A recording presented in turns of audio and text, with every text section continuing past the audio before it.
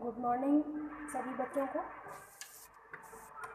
आज ये हमारी सेकेंड सेम की पहली क्लास है, जिसमें अभी आपने फर्स्ट सेम के एग्ज़ाम दिए हैं और एग्ज़ाम ख़त्म होने के कुछ ही दिन उपरांत आपकी क्लासेस सेकेंड सेम की स्टार्ट हो जाती है।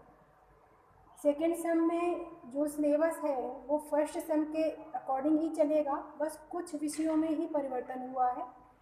उन विषयों की चर्चा और संपूर्ण जो सिलेबस है अपने विषय का, उसकी चर्चा आज हम इस वीडियो में करेंगे। जो बीटीसी का पाठ्यक्रम है उसके लिए आप इस तरह से सिलेबस कॉलेज से आकर ले सकते हैं, आपको यहाँ उपलब्ध हो जाएगा, या फिर आप पीएनपी की साइट में जाकर इसको डाउनलोड कर सकते हैं। ठीक है, तो वहाँ से भी आपको मिल जाएगा, क्योंकि बिना किसी बेस के आधार के अलावा आप तैयारी करो, जैसे आपके पास सिलेबस ना हो और आप किसी चीज़ की तैयारी करो, तो वो एक सही दिशा निर्देशन नहीं होता है आपकी पढ़ाई या आपके लक्ष्य तक पहुंचने के लिए। तो जो सेकेंड सेम का सिलेबस है उसके बारे में सबसे पहले आपको जानकारी भी होनी चाहिए, क्योंकि सिलेबस के अकॉर्डिंग यदि आप पढ़ाई करते हैं तो आप अपने लक्ष्य तक पहुँचने का जो मार्ग है उसे बहुत ही सहज और सरल बना सकते हैं। तो सबसे पहले हम बात करते हैं बीटीसी द्वितीय पाठ्यक्रम की रूपरेखा की। जो बीटीसी द्वितीय वर्ष पाठ्यक्रम में जो आपके जैसे कि आपका डीएलएड है उसको 4 सेमेस्टर में विभाजित किया गया है। तो बीटीसी जो द्विवर्षीय पाठ्यक्रम है 4 सेमेस्टर में बटा हुआ है। तो प्रथम वर्ष में 2 सेमेस्टर होते हैं आपके, ये तो आपको पता ही है, और द्वितीय वर्ष में भी 2 सेमेस्टर होंगे। तो प्रत्येक सेमेस्टर आपका न्यूनतम 6 माह का होता है, और ये 6 माह की अवधि को अगर आप शैक्षिक दिवस के रूप में देखें तो 120 शैक्षिक दिवस और 10 परीक्षा दिवसों में ये डिवाइड होता है। ठीक है, कितने शैक्षिक दिवस? 120 शैक्षिक दिवस पूरे होने के उपरांत वो कभी भी आपकी परीक्षाएं करा सकते हैं, और 10 दिन वो परीक्षा का अंतराल लेते हैं। तो ऐसे ये पूरा आपका टाइम ड्यूरेशन है इसका। इसके उपरांत सेमेस्टर वाइज इसमें विषय का विभाजन किया जाता है। विषय विभाजन की यदि आप बात करें तो सेमेस्टर के अंतर्गत 2 तरह के विषयों को जोड़ा जाता है। एक तो आपके सैद्धांतिक प्रश्न पत्र और दूसरा विभिन्न विषयगत प्रश्न पत्र, जिसमें आपकी 1 माह की इंटर्नशिप भी होती है, जो आप देखते हैं कि फर्स्ट सेम में आपने की होगी। तो काफ़ी जानकारी आपने फर्स्ट सेम के पेपर देने के उपरांत हासिल कर ली है। अब सब कुछ उससे मिलता जुलता ही आपको आगे के सेमेस्टर में पढ़ना है। तो जो सैद्धांतिक विषय हैं और आपके सामान्य विषय हैं उस पर हम एक बार चर्चा कर लेते हैं कि द्वितीय सेमेस्टर में आपको कौन कौन से सैद्धांतिक विषय पढ़ने हैं और कौन कौन से आपको सामान्य विषय पढ़ने हैं। तो सैद्धांतिक विषयों में जैसे कि फर्स्ट सेम में भी आपने बाल विकास पढ़ा था, तो यहाँ पर भी आपको सैद्धांतिक विषयों में बाल विकास एवं सीखने की प्रक्रिया को पढ़ना है। ठीक है, ये आपका फर्स्ट सेम का था। तो द्वितीय सेमेस्टर में यही विषय परिवर्तित हो गया, आपका क्या बन जाएगा? वर्तमान भारतीय समाज एवं प्रारंभिक जो शिक्षा है, ये 2 एक विषय आपका सैद्धांतिक हुआ, और दूसरा प्रारंभिक नवीन शिक्षा के प्रयास, ये आपका द्वितीय सैद्धांतिक विषय हुआ।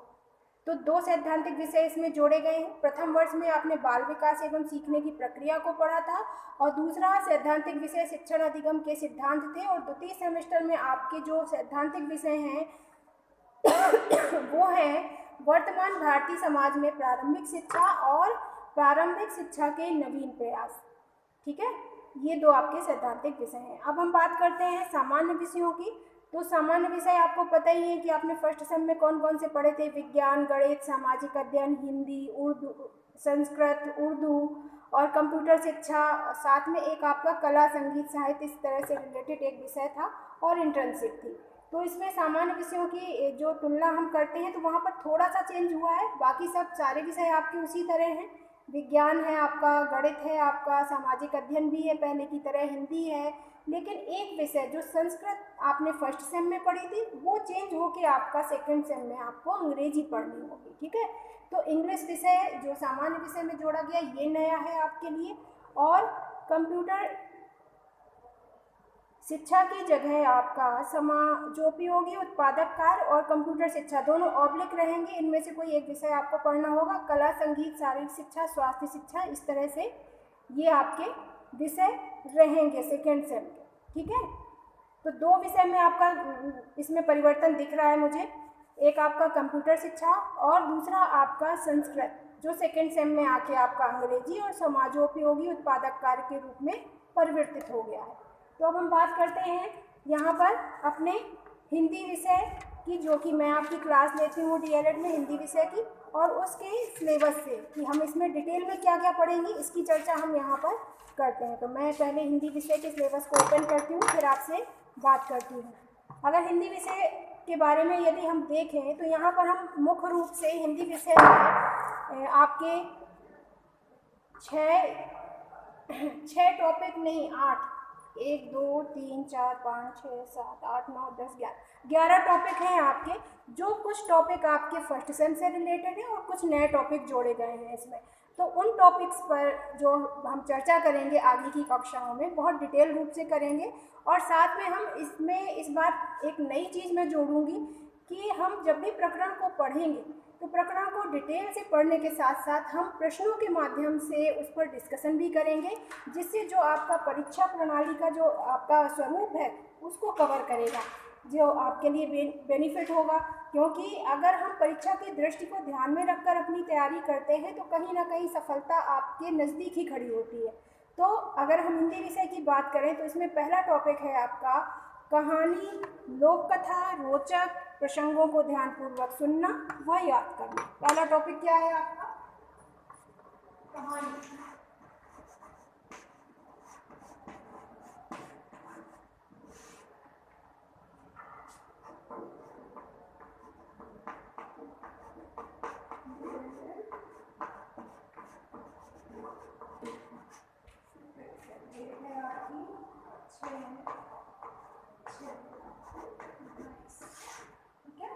पहला टॉपिक है आपका कहानी, लोक कथा, रोचक प्रसंग को ध्यानपूर्वक सुनना व याद करना। दूसरा आपका जो विषय है, टॉपिक है विषय का, वह है परिवेशीय विषयों, सामाजिक घटनाओं व स्व अनुभवों पर चर्चा करना। तो ये आपके कैसे विषय हैं? ये जो टॉपिक है इस विषय से संबंधित ये किस प्रकार से है कि ये तथ्यात्मक नहीं है, ये आपके मैक्सिमम आपकी विचारों पर डिपेंड करते हैं। यहाँ पर कहीं ना कहीं आपको अपने विचारों से जोड़कर इन प्रकरणों को पढ़ना है और उनके आंसर देखना है और उसको अपना परीक्षा की दृष्टि से वो किस प्रकार से आपके लिए महत्वपूर्ण है उसको ध्यान में रखना है। अगला टॉपिक है इसी में तीसरा, गद्य व पद्य के अंशों का शुद्ध उच्चारण, लय एवं उतार चढ़ाव के साथ पढ़ना तथा बोलना। यहाँ पर हम देखते हैं कि हम क्लासरूम पर बच्चों को हिंदी में जब पढ़ाते हैं प्राइमरी कक्षाओं में, तो जब कक्षाओं का स्तर धीरे धीरे बढ़ने लगता है, बच्चा 1 2 3 के बाद में जब 4 5 6 की क्लासों में आता है तो वहाँ पर विषय कई भागों में विभाजित कर दिया जाता है, जैसे आपका गद्य, पद्य और आपका व्याकरण। तो यहाँ पर गद्य पद्य में किस तरह आप बच्चों को शुद्ध उच्चारण करना सिखाएंगे, उसमें पढ़ने की जो लय होगा, जो उसका उतार चढ़ाव होगा, उसके बारे में किस तरह से हम बच्चों को सिखा सकते हैं।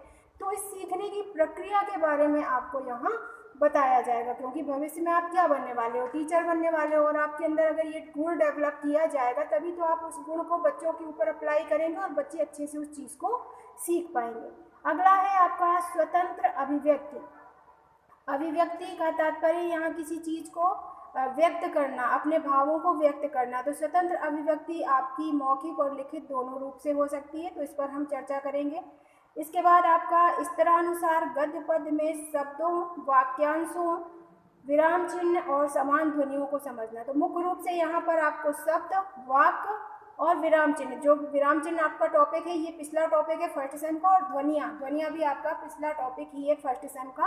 तो हम इन 2 टॉपिक पर तो चर्चा करेंगे ही, साथ ही जो हमारे नए टॉपिक हैं आपके शब्द और वाक्य, इन पर हम विशेष रूप से डिटेल से चर्चा करेंगे। काफ़ी बड़ा प्रकरण है आपका, वाक्य कितने प्रकार के होते हैं, वाक्य किसे कहते हैं, सरल या संयुक्त वाक्य, मिश्रित वाक्य, ये सब हम डिटेल से इसमें पढ़ेंगे। इसके बाद आपका है उपसर्ग, प्रत्यय, सामासिक पदों की पहचान व प्रयोग। उपसर्ग प्रत्यय से आप परिचित हैं, समास से आप परिचित हैं, लेकिन फिर भी हम इस पर बात करेंगे। अगला है आपका संज्ञा, सर्वनाम, क्रिया, विशेषण, वचन, लिंग तथा काल को पहचानना। ठीक है, ये आपके सारे व्याकरण से रिलेटेड टॉपिक हैं और तथ्यात्मक हैं, तथ्यों को लिए हुए हैं।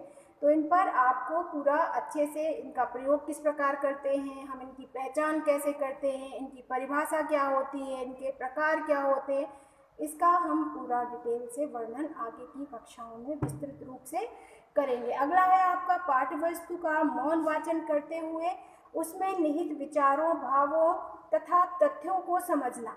ठीक है, अगला है इसके बाद में शिक्षक के निर्देशानुसार छोटे छोटे वाक्य लिखना, औपचारिक अनौपचारिक पत्र लिखना, ये भी आपका एक टॉपिक है। और लास्ट आपका टॉपिक है परिचित विषयों पर मौलिक रूप से लिखना। जैसे आप किसी विषय पर परिचित हैं तो आप उस पर क्या लिख सकते हैं? हाँ बिल्कुल, अगर आपका शब्दकोश अच्छा है, आपको वाक्यों को बनाना आता है, आपके अंदर ये गुण है कि आप अपने भावों को लिखित रूप में व्यक्त कर सकते हैं, तो आप बिल्कुल कर सकते हैं, बहुत ही आसान है। तो ये आपके इतने सारे टॉपिक थे जिन पर आपको सेकेंड सेम में अच्छे से पढ़ाई करनी है, ताकि आपका जो सेकेंड सेम का रिजल्ट है वो आपके आगे आने वाले रिजल्ट में कहीं ना कहीं सपोर्ट करे और आपकी प्रतिशतता, जो कि कहीं ना कहीं आपको पता है कि एक एक नंबर से जब गुणांक बनता है तो बच्चे वैकेंसी से बाहर हो जाते हैं, तो उस गुणांक को बढ़ाने में सहयोग प्रदान करें। इसलिए हम पूरा सिलेबस के अकॉर्डिंग ही चलेंगे, ताकि आपका जो एक 120 डेज़ का आपका जो टाइम ड्यूरेशन है सेकेंड सेम का, 6 मंथ जिसे आप कहते हैं, उस समय अंतराल में ये सारी चीज़ें पूरी हो जाए। आराम आराम से पढ़ेंगे, कोई जल्दबाजी नहीं करेंगे और अच्छे से पढ़ेंगे। एक टॉपिक को पढ़ने के बाद हम अगले टॉपिक पर आएंगे और फिर रिवीजन क्लासेस भी आपकी रहेंगी। तो ये था आज मेरा आप लोगों को इतना ही नॉलेज सिलेबस से रिलेटेड। आपको ये वीडियो यूट्यूब पर उपलब्ध हो जाएगा, जिसकी लिंक मैं आपको ग्रुप पर शेयर कर दूँगी। और आप सभी लोग ग्रुप से यानी यूट्यूब के ग्रुप से तो जुड़े ही रहें, उसको सब्सक्राइब करें, लाइक करें, शेयर करें। इसके बाद आप अपना क्लासरूम पर भी आकर फेस टू फेस आमने सामने बैठकर अपनी पढ़ाई भी करें, ताकि बहुत सारी चीज़ें जो आपके मन में रह जाती हैं उन्हें यहाँ आकर पूछें। तो नियमित आपकी कक्षाएं चल रही हैं, आप क्लासरूम पर जरूर आए। थैंक यू सो मच, बहुत बहुत धन्यवाद आप सभी बच्चों को।